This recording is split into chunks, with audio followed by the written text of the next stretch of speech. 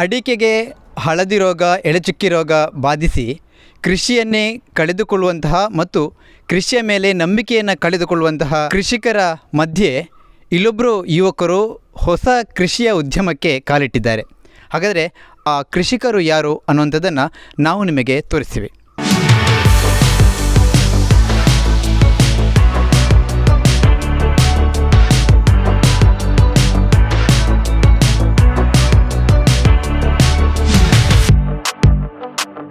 ನಾವೀಗ ಇರುವಂಥದ್ದು ಸೋನಂಗಿರಿ ಸುಬ್ರಹ್ಮಣ್ಯ ರಸ್ತೆಯ ಪಕ್ಕದಲ್ಲಿ ನೆಲ್ಲೂರು ಕೇಮ್ರಾಜೆ ಗ್ರಾಮದ ಗುಂಡಿ ಅಂಗಡಿ ಅನ್ನುವಲ್ಲಿ ನಾವಿದ್ದೇವೆ. ನೀವೀಗ ಗಮನಿಸ್ತಾ ಇದ್ದೀರಿ, ನನ್ನ ಹಿಂಬದಿ ಒಂದು ದೊಡ್ಡ ತೋಟ ಕಾಣಿಸ್ತಾ ಇದೆ. ಇದು ಡ್ರ್ಯಾಗನ್ ಫ್ರೂಟ್ ಅನ್ನುವಂತಹ ಒಂದು ಹಣ್ಣಿನ ಒಂದು ತೋಟ. ಇದು ಇಲ್ಲಿಯ ನೆಲ್ಲೂರು ಕೇಮ್ರಾಜೆ ಗ್ರಾಮದ ಶ್ರೇಯಸ್ ಅನ್ನುವರು ಈ ಒಂದು ತೋಟವನ್ನು ನಿರ್ಮಿಸಿರುವಂಥದ್ದು.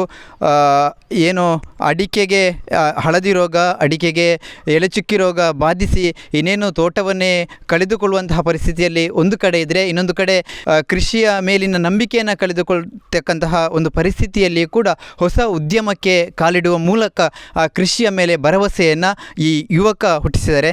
ಈಗ ನನ್ನ ಜೊತೆ ಸ್ವತಃ ಶ್ರೇಯಸ್ ತುಳ್ಳಿಯವರು ನನ್ನ ಜೊತೆ ಇದ್ದಾರೆ. ಅವರನ್ನು ಕೂಡ ಈಗ ಮಾತಾಡಿಸ್ತೇನೆ. ಸರ್ ನಮಸ್ತೆ, ಮತ್ತು ಹೊಸ ಉದ್ಯಮಕ್ಕೆ ಕಾಲಿಟ್ಟಿದ್ದಕ್ಕಾಗಿ ನಿಮಗೆ ಶುಭಾಶಯಗಳು. Thank you.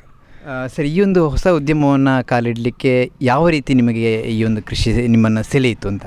ಮುಂಚೆ ಅಡಿಕೆಗೆ ಈಗದ ಬಂದ ಹಳದಿ ರೋಗ ಇದನ್ನೆಲ್ಲ ನೋಡ್ತಾ ಇರಬೇಕಾದ್ರೆ ಈ ಒಂದಲ್ಲ ಒಂದು ದಿನ ಇನ್ನೊಂದು ಸ್ವಲ್ಪ ವರ್ಷದಲ್ಲಿ ಅಡಿಕೆ ಒಂದು ಅಂತ್ಯಕ್ಕೆ ಎತ್ತುತ್ತದೆ ಅಂತ ಗೊತ್ತಾಯಿತು. ಹಾಗೆ ಮುಂಚೆ ಇಲ್ಲಿ ರಬ್ಬರ್ ಇತ್ತು. ರಬ್ಬರಿಗೆ ಅದು ಟೈಮ್ ಆಗುವಾಗ ಅದನ್ನು ಕಡಿದು ಮತ್ತು ಏನು ಹಾಕೋದು ಅಂತ ಅದೇ ಒಂದು ಯೋಚನೆಯಲ್ಲಿ ಒಂದು 2 ವರ್ಷ ನಾನು ಅಪ್ಪ ಅದೇ ಒಂದು ಯೋಚನೆ ಮಾಡಿಕೊಂಡು ಏನು ಮಾಡ್ಬೋದು, ಹೊಸದಾಗಿ ಏನಾದರೂ ಮಾಡ್ಬೋದಾ ಅಂತ ಹೇಳಿ ಸುಮಾರು ಬೇರೆ ಬೇರೆ ರಂಬೂಟನ್ ಆಗಿರ್ಬೋದು, ಬೇರೆ ಬೇರೆಯನ್ನು ನಾವು ಟ್ರೈ ಮಾಡ್ತಾ ಇದ್ದೆವು. ಹಾಗೆ ನನಗೆ ಈ ಲಾಂಗ್ ಟೈಮಲ್ಲಿ ಯಾವುದು ಫ್ರೂಟ್ ಯಾವುದು ನಿಲ್ತದೆ, ಈ ನಮಗೆ ಅಡಿಕೆಯಲ್ಲಿ ಹೇಗೆ ಒಮ್ಮೆ ನೆಟ್ಟರೆ ಒಂದಷ್ಟು ವರ್ಷ ಅದರಲ್ಲಿ ಕ್ರಾಪ್ ಸಿಗ್ತಾ ಇರ್ತದೋ ಅದೇ ಥರ ನಾವು ಹೊಸ್ತು ಯಾವುದು ಮಾಡ್ಬೋದು ಅಂತ ಹೇಳಿ ಯೋಚನೆ ಮಾಡುವಾಗ ಈ ಡ್ರ್ಯಾಗನ್ ಫ್ರೂಟ್ ಆಗ್ತದೆ ಅಂತ ಹೇಳಿ ಗೊತ್ತಾಯಿತು. ಮೇನ್ಲಿ ಇದು ವಿಯೆಟ್ನಾಂ, ಥೈಲ್ಯಾಂಡ್ಗಳಲ್ಲಿ ಜಾಸ್ತಿ ಇದನ್ನು ಬೆಳೀತಾರೆ. ಸೊ ಅಲ್ಲಿಂದ ಬೇರೆಯವ್ರ ಹತ್ರ ಎಲ್ಲ ಮಾಡಿದವ್ರ ಹತ್ರ ಹೀಗೆ ಬೇರೆ ನಾನು ಬೆಂಗಳೂರು ಅಲ್ಲಿ ಇಲ್ಲೆಲ್ಲ ಹೋಗಿ ಯಾರು ಮಾಡಿದ್ದಾರೆ ಅಲ್ಲೆಲ್ಲ ಹೋಗಿ ಸ್ವಲ್ಪ ವಿಚಾರಿಸಿ ಇದರ ಬಗ್ಗೆ ತಿಳ್ಕೊಳ್ತಾ ಇದ್ದೆ ಹೇಗೆ ಮಾಡುವಂತ. ಆಮೇಲೆ ಸ್ವಲ್ಪ ಬೇರೆ ಬೇರೆ ಕಡೆಯಿಂದ ಗಿಡಗಳನ್ನು ತಂದು ನಮ್ಮ ಮನೆಯಲ್ಲಿ ಸ್ವಲ್ಪ ಟ್ರಯಲ್ ಮಾಡ್ತಾ ಇದ್ದೆ. ಯಾಕಂದರೆ ನಮ್ಮಲ್ಲಿ ಮಳೆ ಜಾಸ್ತಿ ಇರೋ ಕಾರಣ ಈ ಕೊಳೆಯುವ ಬಳ್ಳಿ ಸ್ವಲ್ಪ ಕೊಳ್ತು ಹೋಗೋದು ಆ ಸಮಸ್ಯೆ ಎಲ್ಲ ಜಾಸ್ತಿ ಇರ್ತದೆ. ಅದನ್ನು ಯಾವುದು ಒಳ್ಳೆ ತಳಿ ನಮಗೆ ನಮ್ಮ ಈ ಸೂಟೇಬಲ್, ನಮ್ಮ ಈ ಇಲ್ಲಿ ಬಿಸಿಲು ಜಾಸ್ತಿ ಮಳೆನೂ ಜಾಸ್ತಿ, ಸೊ ಅದಕ್ಕೆ ಯಾವುದು ಸೂಟ್ ಆಗ್ತದೆ ಅಂತ ಹೇಳಿ ನಾವು ಹುಡುಕಿ ಲಾಸ್ಟಿಗೆ ನಮಗೆ ಈ ಡ್ರ್ಯಾಗನ್ ಫ್ರೂಟ್ ಇದು CMC ವೆರೈಟಿ ಇದು ಅದು ಒಳ್ಳೆ ವೆರೈಟಿ ಅಂತ ನಂಗೆ ಗೊತ್ತಾಯಿತು. ಸೊ ಅದನ್ನು ತಂದು ಮತ್ತು ಇಲ್ಲಿ ಈಗ ಪ್ಲಾಂಟ್ ಮಾಡಿದ್ದೇವೆ. ಈಗ ಎಷ್ಟು ಎಕರೆಯಲ್ಲಿ ನೀವೀಗ ಬೆಳೆಸಿದ್ದೀರಿ ಮತ್ತು ಎಷ್ಟು ಗಿಡಗಳನ್ನು ನಾಟಿ ಮಾಡಿದ್ದೀರಿ ಅಂತ? ಇಲ್ಲಿ ಒಟ್ಟು ಈ ಫ್ಲಾಟಿಗೆ 3 ಎಕರೆ ಉಂಟು. ಆಮೇಲೆ ಮನೆಯಲ್ಲಿ 1 ಎಕರೆ ಮಾಡಿದ್ದೇನೆ. ಸೊ ಟೋಟಲ್ 4 ಎಕರೆ ಉಂಟು ಈಗ. ಇಲ್ಲಿ ಅದೇ CMC ರೆಡ್ ಅಂತ ಹೇಳಿ ಇಲ್ಲಿ ಇರೋ ವೆರೈಟಿ, ಆಮೇಲೆ ಮನೆಯಲ್ಲಿ ಒಂದು ಅರ್ಧ CMC ರೆಡ್, ಆಮೇಲೆ ಸ್ವಲ್ಪ ಜಂಬು ರೆಡ್ ಅಂತ ಹೇಳಿ ಒಂದು ಬೇರೆ ವೆರೈಟಿ ಉಂಟು, ಅದು ಬ್ಯಾಂಗ್ಳೂರು ಅಂತದ್ದು. ಸೊ ಹಾಗೆ ಒಟ್ಟು ಇಲ್ಲಿ ಎಲ್ಲ ಒಂದು 10-11 ಸಾವಿರ ಗಿಡವನ್ನು ಒಟ್ಟು ನಾಟಿ ಮಾಡಿದ್ದೇನೆ. ಅಂದರೆ ಒಂದು ಪೋಲಿಗೆ 4 ಗಿಡ ನಮಗೆ ನಿಲ್ತದೆ. ಸುಮಾರು ಎಷ್ಟು ಬಂಡವಾಳ ಹಾಕಿದಿರಿ ಮತ್ತು ಯಾವ ಸಂದರ್ಭದಲ್ಲಿ ಇದು ಫಸಲು ಬರ್ಬೋದು, ಎಷ್ಟು ವರ್ಷದಲ್ಲಿ ಫಸಲು ಬರ್ಬೋದು? ಇದಕ್ಕೆ ಸ್ವಲ್ಪ ಬಂಡವಾಳ ಸ್ವಲ್ಪ ಜಾಸ್ತಿ ಬರ್ತದೆ. ಅಂದರೆ ನಮಗೆ ಈ ಕಬ್ಬಿಣ ಇದು ಹಾಕಿ ಪೋಲ್ ಹಾಕಿ ಎಲ್ಲ ಮಾಡಬೇಕಾಗ್ತದೆ, ಸಿಮೆಂಟ್ ಇದ್ದು. ಸೊ ಅದರೊಳಗಡೆ 8 mm ರಾಡ್ ಹಾಕಿ ನಾವು ಸ್ವಲ್ಪ ಸ್ಟ್ರಾಂಗ್ ಆಗಿ ಮಾಡಿದ್ದೇವೆ. ಅಂದರೆ ಮುಂದೆಗೆ ಇದು ಯಾಕಂದರೆ ನಮಗೆ ಆಧಾರ ಇರೋದೇ ಈ ಕಂಬ ಎಲ್ಲಾರು ಕಟ್ಟಾಯಿತು ಅಂತ ಹೇಳಿದರೆ ಇಷ್ಟು ವರ್ಷ ನಾವೇನು ಕೆಲಸ ಮಾಡಿದ್ದೆವು ಅದು ಕಂಪ್ಲೀಟಾಗಿ ಅದರಲ್ಲಿ ಹೋಗುವಂಥ ಇದು. ಸೊ ಅದಕ್ಕೆ ಸ್ವಲ್ಪ ಅದನ್ನು ಸ್ಟ್ರಕ್ಚರಲ್ಲೆಲ್ಲ ಕಲಿತು ಹೇಗೆ ಮಾಡೋದು ಅಂತ ನಾವೆಲ್ಲ ಕೇಳಿಕೊಂಡು, ಮತ್ತು ನನ್ನ ಫ್ರೆಂಡ್ ಒಬ್ಬರು ಬೆಳ್ತಂಗಡಿಯಲ್ಲಿ ಉಜಿರೆಯಲ್ಲಿ ಮಾಡಿದರು. ಸೊ ಅವರು ಕರೆಕ್ಟಾಗಿ ಇದಕ್ಕೆ ಬೇಕಾದ ಗೈಡೆನ್ಸ್ ಎಲ್ಲ ಕೊಟ್ಟು ಅವ್ರ ಹತ್ರ ಗೈಡೆನ್ಸ್ ಎಲ್ಲ ತಗೊಂಡು ಹೇಗೆ ಮಾಡ್ಬೋದು ಅಂತೆಲ್ಲ ತಿಳ್ಕೊಂಡು ಅದನ್ನು ನೋಡಿ ಮಾಡಿದೆವು. ಸುಮಾರು ನಮಗೆ ಇದಕ್ಕೆ ಇಲ್ಲಿ ನನಗೆ ಒಂದು 40-45 ಲಕ್ಷ ರೂಪಾಯಿ ಅಷ್ಟು ನಮಗೆ ಸುಮಾರು ಬಂಡವಾಳ ಬಿದ್ದಿದೆ ಇದನ್ನೆಲ್ಲ ಮುಗಿಸುವಾಗ. ಆಮೇಲೆ ಅದೇ ಕಳೆ ಬರಬಾರ್ದು ಅಂತ ಹೇಳಿ ಅದಕ್ಕೆ ವೀಡ್ ಮ್ಯಾಟನ್ನು ಇನ್ಸ್ಟಾಲ್ ಮಾಡಿದೆವು. ಸೊ ಅದೆಲ್ಲ ಎಕ್ಸ್ಟ್ರಾ, ಅದನ್ನೆಲ್ಲ ನಾವು ನೋಡಿ ಒಂದು ಸೈಂಟಿಫಿಕ್ ವೇಯಲ್ಲಿ ನಾವು ಯಾವ ಥರ ಕೃಷಿ ಮಾಡ್ಬೋದು ಅನ್ನೋದು, ಈಗ ಒಂದು ಗೊಬ್ಬರ ಕೊಡೋದಾಗಿರ್ಬೋದು ಆಧುನಿಕದಲ್ಲಿ, ಸೊ ಅದನ್ನು ಆ ರೀತಿ ನೋಡಿ ನಾನು ಮಾಡಿದ್ದೇನೆ. ಬಹುಶಃ ಕೃಷಿಕರು ಅತಿ ಹೆಚ್ಚು ಏನು ಇದು ಮಾಡುವಂಥದ್ದು ರೋಗದ ಬಹುಶಃ ಈ ಡ್ರ್ಯಾಗನ್ ಫ್ರೂಟಿಗೆ ಏನು ಮುಖ್ಯವಾಗಿರ್ತಕ್ಕಂಥ ರೋಗಗಳು ಬರ್ತವೆ, ಅದರ ನಿರ್ವಹಣೆಗಳು ಹೇಗಿರ್ತವೆ? ನಮಗೆ ಮೇಯ್ನಾಗಿ ಡ್ರ್ಯಾಗನ್ ಫ್ರೂಟಲ್ಲಿ ಈಗ ಸ್ಟಾರ್ಟಿಂಗ್ ಸ್ಟೇಜಲ್ಲಿ ಸ್ವಲ್ಪ ನಿರ್ವಹಣೆ ಜಾಸ್ತಿ ಇರ್ತದೆ, ಸ್ವಲ್ಪ ಡೈಲಿ ಕೇರ್ ಅಂತ ಹೇಳ್ತೇವೆ, ಅದನ್ನು ನಾವು ಡೈಲಿ ಮಾಡಬೇಕಾಗ್ತದೆ, ಬಂದು ದಿನ ಅದನ್ನು ನೋಡುವಂಥದ್ದು. ಯಾಕಂದರೆ ಇದರಲ್ಲಿ ಒಂದು ಬಸವನ ಹುಳು, ಒಂದು ಶಂಖ ಹುಳು ಉಂಟು, ಅದು ಮತ್ತೊಂದು ಆರ್ಮಿ ವರ್ಮ್ ಅಂತ ಹೇಳಿ ಒಂದು ಹುಳ ಉಂಟು. ಅದೆಲ್ಲ ನಮ್ಮದು ಏನಾಗ್ತದೆ, ಈ ಹೊಸ ಏನು ಚಿಗುರು ಬರ್ತದೆ ಅದನ್ನು ತಿನ್ನಲಿಕ್ಕೆ ಸ್ಟಾರ್ಟ್ ಮಾಡ್ತದೆ. ಅದು ಹೇಗೆ ಅಂದರೆ ಈ ಸಂಜೆ ಟೈಮಲ್ಲಿ ತಿನ್ನೋದು. ನೀವು ಬೆಳಿಗ್ಗೆ ನೋಡಿ ಹೋದರೆ ಮರುದಿನ ಬೆಳಿಗ್ಗೆ ಬರುವಾಗ ಅಲ್ಲಿ ಇರೋದಿಲ್ಲ, ಆ ಥರದೊಂದು ಸಮಸ್ಯೆ. ರಾತ್ರಿ ಇದು ಮಾಡುವ ಕೆಲಸ. ಸೊ ಅದೊಂದು ಸಮಸ್ಯೆ ಉಂಟು.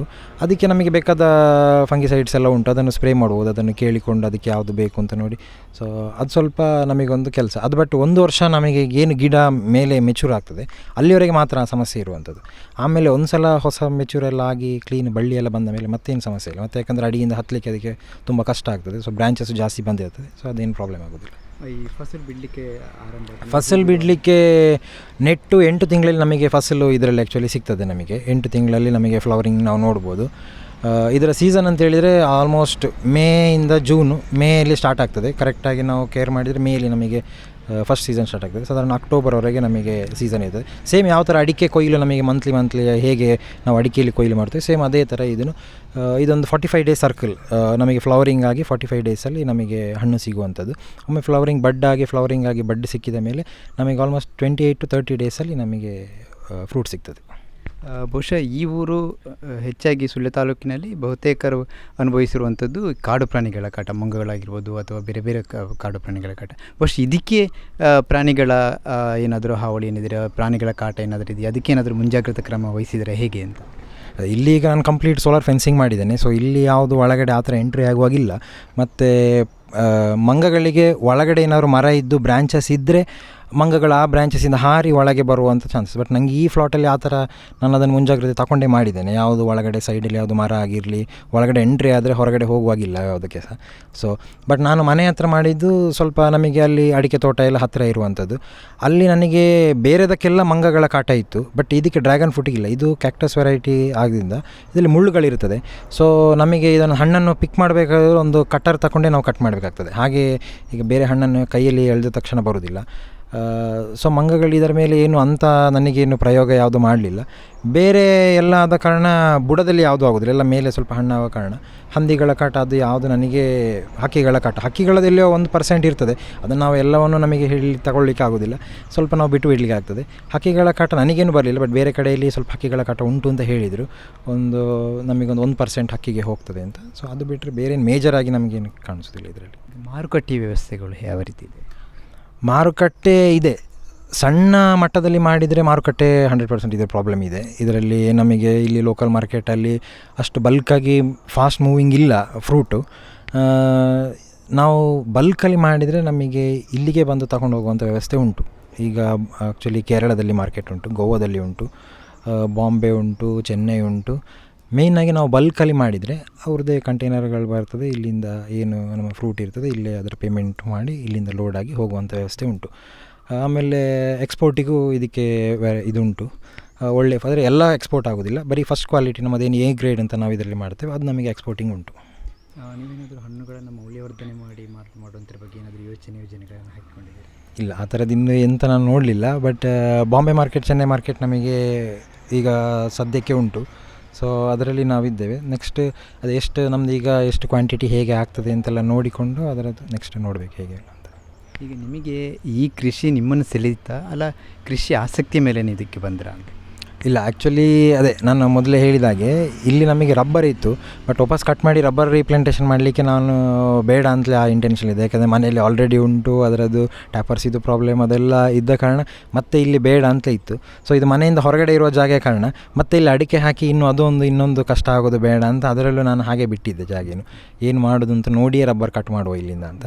ಸೊ ಹಾಗೆ ಇದರ ಬಗ್ಗೆ ನೋಡಿ ಆಗುವಾಗ ಅದೇ ಲಾಂಗ್ ಟೈಮಿಗೆ ಯಾವುದು ಫಸಲು ನಮಗೆ ಸಿಗ್ತದೆ ಅಂತ. ಯಾಕಂದರೆ ಇದಕ್ಕೆ ಒಮ್ಮೆ ನಾವು ಇದನ್ನು ಪ್ಲಾಂಟ್ ಮಾಡಿದರೆ ಸಾಧಾರಣ 30 years ಅಂತ ನಮಗೆ ಇದರ ಮೇಲೆ ಒಂದು ಲೈಫ್ ಟೈಮ್ ಅಂತ ಪ್ಲಾಂಟ್ ಇದು ಲೆಕ್ಕ. ಅಂತೂ ನಮಗೊಂದು 20 ವರ್ಷ ಬಂದರೂ ನಮ್ಮದೇನು ತೊಂದರೆ ಇಲ್ಲ. ಸೊ ಆ ರೀತಿಯಲ್ಲಿ ಇದನ್ನು ಮಾಡುವ ಅಂತ ಹೇಳಿ ಹೊಸ್ತೇನಾದರೂ ನೋಡುವ ಅಂತ ಹೇಳಿ ನಾವು ಕೈ ಹಾಕಿದ್ವಿ. ನಿಮ್ಮ ವಿದ್ಯಾಭ್ಯಾಸ ಕೇಳೋದಾದರೆ? ನಾನು BCom ಗ್ರ್ಯಾಜುಯೇಟ್. ಇದು ಶ್ರೇಯಸ್ ಅವರ ಮಾತುಗಳು. ಅತ್ಯಂತ ಒಂದು ಆಧುನೀಕರಣದ ರೀತಿಯಲ್ಲಿ ಈ ಒಂದು ಕೃಷಿಯನ್ನು ಅವರು ಮಾಡಿ ಒಂದು ರೀತಿಯ ಒಂದು ಯುವ ಜನರಿಗೆ ಒಂದು ಸ್ಫೂರ್ತಿಯಾಗಿ ನಿಂತಿದ್ದಾರೆ ಅಂತ ಹೇಳ್ಬೋದು. ಈಗ ನೀವು ಗಮನಿಸಿದಿರಿ, ಇದು ಗೊಬ್ಬರದ ಒಂದು ಘಟಕ. ಇಡೀ ಗಿಡಗಳಿಗೆ ಬೇಕಾದಂತಹ ಒಂದು ಗೊಬ್ಬರವನ್ನು ಇಲ್ಲಿ ದ್ರವ ರೂಪದಲ್ಲಿ ಇದಕ್ಕೆ ಸಪ್ಲೈ ಮಾಡುವಂಥದ್ದು ನೀವೀಗ ಗಮನಿಸ್ತಾ ಇರುವಂಥದ್ದು. ಅದರ ಬಗ್ಗೆ ಕೂಡ ನಮಗೆ ಒಂದಷ್ಟು ಮಾಹಿತಿಯನ್ನು ಅವರು ನೀಡಲಿಕ್ಕಿದ್ದಾರೆ. ಸರಿ, ಗೊಬ್ಬರ ಅದಕ್ಕೆ ಕೊಡುವಂತಹ ರೀತಿ ಯಾವ ರೀತಿ? ನಾವು ಇದರಲ್ಲಿ ಈಗ ಗೊಬ್ಬರ ಯಾವ ರೀತಿ ಅಂದರೆ, ನಾವು ವೀಡ್ ಮ್ಯಾಟ್ ಹಾಕಿದ ಕಾರಣ ನಮಗೆ ಕಳೆಗಳದ್ದು ಯಾವುದು ಇದರಲ್ಲಿ ಪ್ರಾಬ್ಲಮ್ ಇಲ್ಲ. ಸೊ ವರ್ಷಕ್ಕೆ ಒಂದು ಸಲ ಕೋಳಿ ಗೊಬ್ಬರವನ್ನು, ಮೊಟ್ಟೆ ಕೋಳಿಯ ಗೊಬ್ಬರ ಏನು ಉಂಟು ಅದನ್ನು ನಾವು ಬುಡಕ್ಕೆ ಒಂದು ಬುಟ್ಟಿಯಷ್ಟು ಹಾಕುವಷ್ಟು. ಆಮೇಲೆ 90% ನಾವು ಡ್ರಿಪ್ ಇರಿಗೇಷನಲ್ಲಿ ನಾವು ಮಾಡಿದ್ದೇವೆ. ಎಲ್ಲ ನೀರು ಹೋಗುವಾಗ ಅದರೊಟ್ಟಿಗೆ ಡ್ರಿಪ್ಪಲ್ಲಿ ಪ್ರತಿ 3 ದಿನಕ್ಕೊಮ್ಮೆ ಅಂತ ಹೇಳಿದರೆ ಜಾಸ್ತಿ ಅಲ್ಲ, ಏನು ನಾವು ತಿಂಗಳಿಗೊಮ್ಮೆ ಏನು ಎಷ್ಟು ಗೊಬ್ಬರ ಕೊಡ್ತೇವೆ ಅದನ್ನು ಸ್ಪ್ಲಿಟ್ ಮಾಡಿ ಇಲ್ಲಿ ಗ್ರಾಮ್ ಲೆಕ್ಕದಲ್ಲಿ ನಾವು ಕೊಟ್ಟು ಪ್ರತಿ 3 ದಿನಕ್ಕೊಮ್ಮೆ ಡ್ರಿಪ್ಪಲ್ಲಿ 1 ಗಂಟೆ ನೀರು ಹೋಗುವಾಗ ಅದರೊಟ್ಟಿಗೆ ಜೊತೆಯಲ್ಲಿ ಗೊಬ್ಬರ ಹೋಗುವ ವ್ಯವಸ್ಥೆಯನ್ನು ಮಾಡಿಕೊಂಡಿದ್ದೇವೆ. ವೀಕ್ಷಕರು, ನೀವು ಗಮನಿಸ್ತಾ ಇದ್ದೀರಿ ಯಾವ ರೀತಿಯ ಒಂದು ಆಧುನೀಕರಣವಾಗಿ ಈ ಒಂದು ತೋಟವನ್ನು ನಿರ್ಮಾಣ ಮಾಡಿದ್ದಾರೆ ಅಂತ ಹೇಳುವಂಥದ್ದನ್ನು. ಇದು ಈ ತೋಟ ಇರುವಂಥದ್ದು ನಾನಾಗಲೇ ಹೇಳಿದ ಹಾಗೆ ಸುಬ್ರಹ್ಮಣ್ಯ ಸೋನಂಗಿರಿ ರಸ್ತೆಯ ಬದಿಯಲ್ಲಿ ಇರುವಂತಹ ತೋಟ ಇದು. ನೀವು ಗಮನಿಸಿದಿರಿ, ಏನು ಸೋಲರ್ ಬೇಲಿಯನ್ನು ಅತ್ಯಂತ ವ್ಯವಸ್ಥಿತವಾಗಿ ಅಳವಡಿಸಿದ್ದಾರೆ. ಆ ಮೂಲಕವಾಗಿ ಪ್ರಾಣಿಗಳು ಒಳಗಡೆ ಬಾರದ ರೀತಿಯಲ್ಲಿ ಅತ್ಯಂತ ವ್ಯವಸ್ಥಿತವಾಗಿ ಮಾಡಿರುವಂಥದ್ದು. ಅದರ ಜೊತೆಗೆ ಗೊಬ್ಬರವನ್ನು ಏನು ಹನಿ ನೀರಾವರಿಯ ಮೂಲಕ ಕೂಡ ಈ ಗಿಡಗಳಿಗೆ ಕೊಡುವಂತಹ ಒಂದು ಪದ್ಧತಿಯನ್ನು ಅವರು ಅಳವಡಿಸಿದ್ದಾರೆ. ಮತ್ತು ಗಿಡದ ಬುಡದಲ್ಲಿ ಏನು ಕಳೆಗಳು ಬಾರದ ರೀತಿಯಲ್ಲಿ ಅದಕ್ಕೆ ಏನು ಒಂದು ಮ್ಯಾಟನ್ನು ಹಾಕುವ ಮೂಲಕವಾಗಿ ಈ ಒಂದು ತೋಟವನ್ನು ನಿರ್ಮಿಸಿರುವಂಥದ್ದು. ಇನ್ನೇನು ಕೆಲವೇ ಸಮಯದಲ್ಲಿ ಇದು ಹೂ ಬಿಟ್ಟು ಹಣ್ಣಾಗಲಿಕ್ಕೆ ತಯಾರಿ ಆಗಿರುವಂಥದ್ದು. ನೀವೀಗ ಗಮನಿಸ್ತಿರುವಂಥದ್ದು ಸುಳ್ಳಿ ಸ್ನೇಹ ಗುಂಜ ಕೃಷಿ ತೋಟವನ್ನು. ಈಗ ಇದಕ್ಕೆ ಈ ಟೈಮಲ್ಲಿ ನಾವು ಸಮ್ಮರಲ್ಲಿ ನಾವು ಕಯಲಿನ್ ಅಂತ ಹೇಳಿ ಒಂದು ಸ್ಪ್ರೇ ಮಾಡಿದ್ದೇವೆ. ಇದಕ್ಕೆ ಈಗ ಇದೆಲ್ಲ ವೈಟ್ ಸುಣ್ಣದಲ್ಲಿ ಕಯಲಿನ್ ಅಂತ ಹೇಳಿ, ಚೈನಾ ಕ್ಲೇ ಅಂತ ಹೇಳ್ತಾರೆ, ಅದನ್ನು ನಾವು ಜಸ್ಟ್ ಸ್ಪ್ರೇ ಮಾಡಿದ್ದೇವೆ. ಇದು ಯಾಕೆಂದರೆ ಮೇಯ್ನಾಗಿ ಸನ್ಬರ್ನಿಗೋಸ್ಕರ.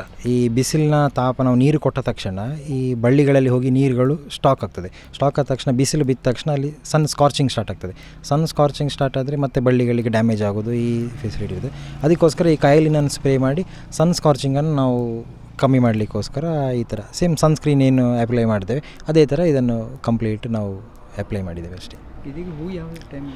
ಈಗ ಹೂ ಈಗ ಮೇಯಲ್ಲಿ ಸ್ಟಾರ್ಟ್ ಆಗ್ತದೆ. ಮೇಯಲ್ಲಿ ನಾವು ಸ್ವಲ್ಪ ಮೇಲೆಯಿಂದ ಇದೀಗ ಮಳೆ ಬಿದ್ದರೆ ಒಳ್ಳೆಯದು. ಮಳೆ ಬೀಳದಿದ್ದರೆ ನಾವು ಆರ್ಟಿಫಿಷಿಯಲ್ ಆಗಿ ರೈನ್ ಗನ್ನಲ್ಲಿ ನೀರು ಕೊಡ್ತೇವೆ ಫುಲ್ ಒಂದು ಸಲ.